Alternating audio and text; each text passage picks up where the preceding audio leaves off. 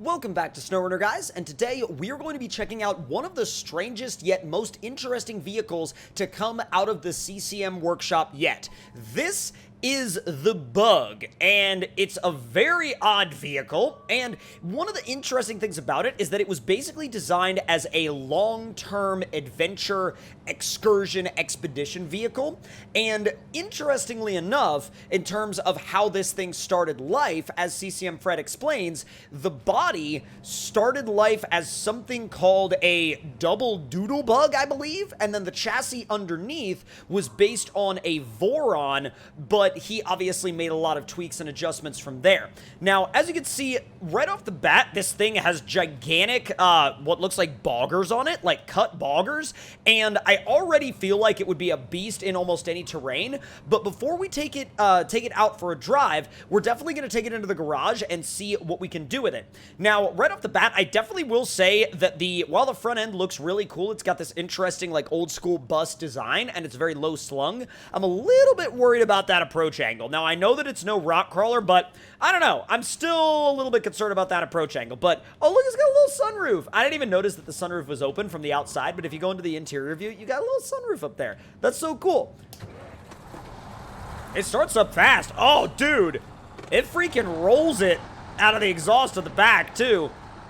Holy smokes, it ain't slow either. It is not slow at all. So as far as upgrades go, the default, or I should say stock engine setup gives us an A+ power to weight rating.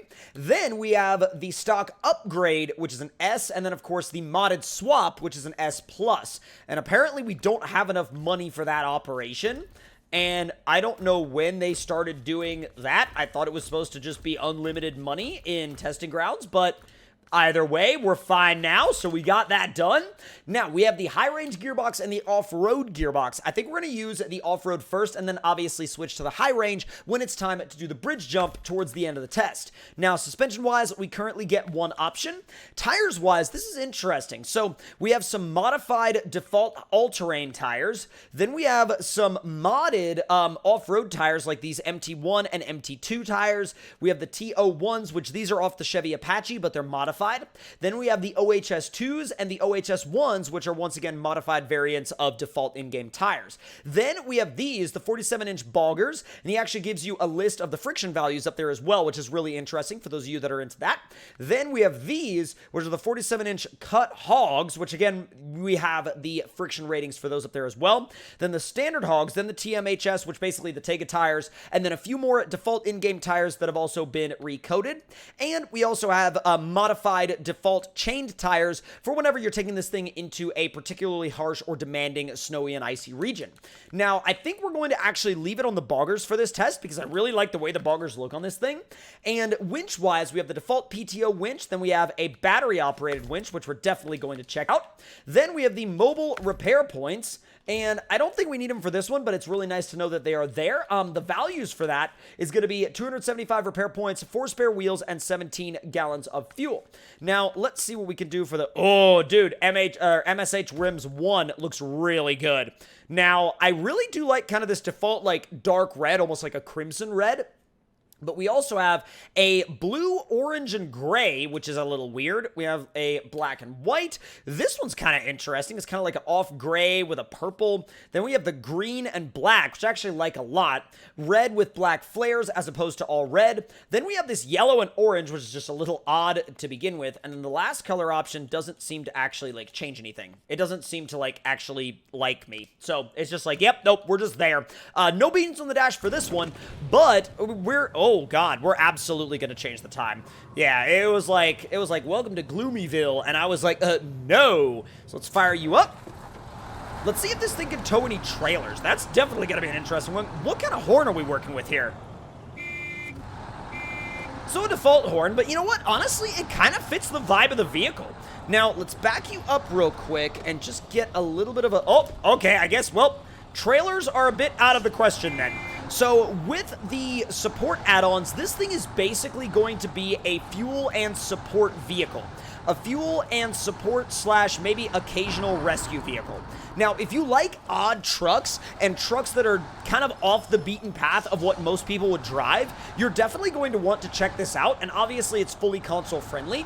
But one of the other things that I recommend doing is that even if you're not necessarily into like super retro styled vehicles, give it a try anyway, and you might enjoy it because it's actually, even with the off-road gearbox, when you got the top end engine in this thing, boy is it quick. Come on, easy. Dude, this thing is hilarious, and like the center of gravity is so low because everything is so low slung that it's actually like really like fun to drive. Let's see if I approach this hill diagonally.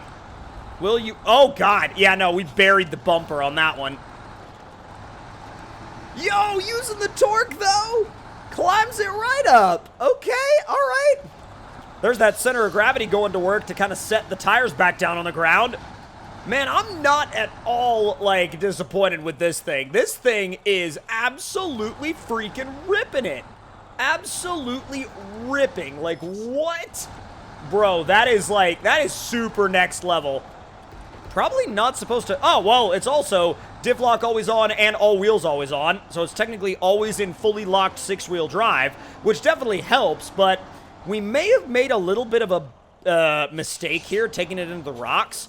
I don't necessarily think that the rocks were a good idea, but I'm going to attempt to see what we can do with it anyway. Can we make something happen here? No. The answer is no. And I kind of expected that it would be no, but I really just wanted to see for myself, and I think we definitely figured out a very quick answer to that question. Let's pull you back with the C2100 real quick. Not bad. All right, let's swap back into this guy, and let's see if we can maybe, just maybe, find a way through the rocks. I know it's like a really bad idea, but I'm all about bad ideas, and I feel like this bad idea is particularly interesting in terms of bad ideas. Let's go ahead and turn you back around real quick. Maybe, or maybe not. Maybe you're not going to do that. These tires aren't the grippiest on rocks, which, I mean, really, at the end of the day, like, you can't expect them to be. You can't expect them to be anything that would, you know, be designed for a rock crawling course, for sure. But, you know, after a couple more attempts of that, I think we're going to move on, because that is not interested in going up that rock wall whatsoever. The first time was probably the farthest that we're going to be able to take it. Will you get rid of that? Okay, I was like, will you let go of that rock, please? Thank you. You going to flip it? It's going to get caught on the nose. Yeah, I was like, it's probably... The only way it wouldn't flip is if it didn't get caught on the nose. But look at that! Because of the, like, the way it's, like, got this curved roof to it, the curved roof actually encourages it to flip back onto its wheels when it's upside down. So technically, it's designed for me, because that means it's designed to make it less prone to staying on its roof. And I roll over a lot in this game. Now, let's see how this thing does in the mud. Now, you would assume, right, that these boggers would actually just make it, like, super easy to fling through the mud, and... Well, through the first mud lane, it does that in absolutely, like, every single degree. Now, towards the end, it started digging a little bit, and that's why I put it back into automatic mode and backed off the throttle, because that's kind of just what you need to do sometimes. But let's ease it on around, and... give it about half throttle. That ain't bad, though. That's, like, really, really good. That's really, really good. What does this look like from the interior view? This looks strange because I'm sitting in front of the front axle. Yo, you've even got, like, modeled seat belts and everything on the seats. You've got a freaking, like, what is that, like, a little luggage rack back there? That's so cool. I love the bus dash. I mean, the bus dash makes it. I love the, like, random grab handle, too, right there. I mean, I get that that's the door and it's made to help you open it, but still, like, the fact that he went, you know, went the extra mile to put that stuff in, super freaking cool. All right, let's see how you do across the dips obstacle, and then, as we all know, it's time for the bridge jump. Now, I am a little bit concerned about that mega chin when I'm going across this, the dips obstacle. Oh, my God. Bro. We're burying the front end. Look at that in freaking first-person view. It buries the front end, and I'm sure that there are going to be people in the comments that are going to be like, that's only because you're not driving diagonally. You're an absolutely horrible driver. And I'm like, well, you know, sometimes it's nice to see if you can actually drive it straight through before you have to start going diagonally. Let's ease it on around. It'll do it. It just doesn't like it. It's one of those vehicles where you can force its way through here, but it's not one of those vehicles where it's like, oh yeah, I'm having a grand old time. It's like, yeah, I kind of hate this, and I cannot wait to be out of the dips obstacle. And I'm like, you know what? I get it, bud. I understand. All right, repair and refuel. High range gearbox. Now we have an 8-speed, which is brilliant. So now it's time to head down to the bridge jump and see what this thing will do.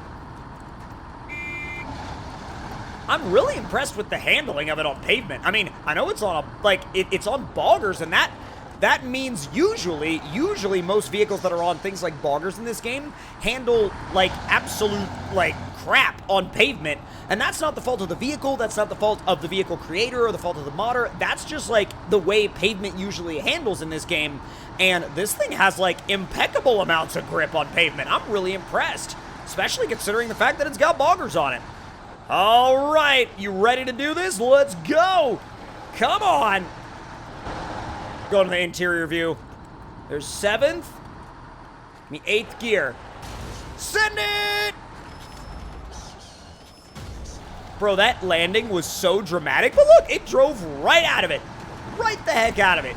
No problem whatsoever. The thing is, the thing is, like, way more capable than I feel like anybody would give it credit for.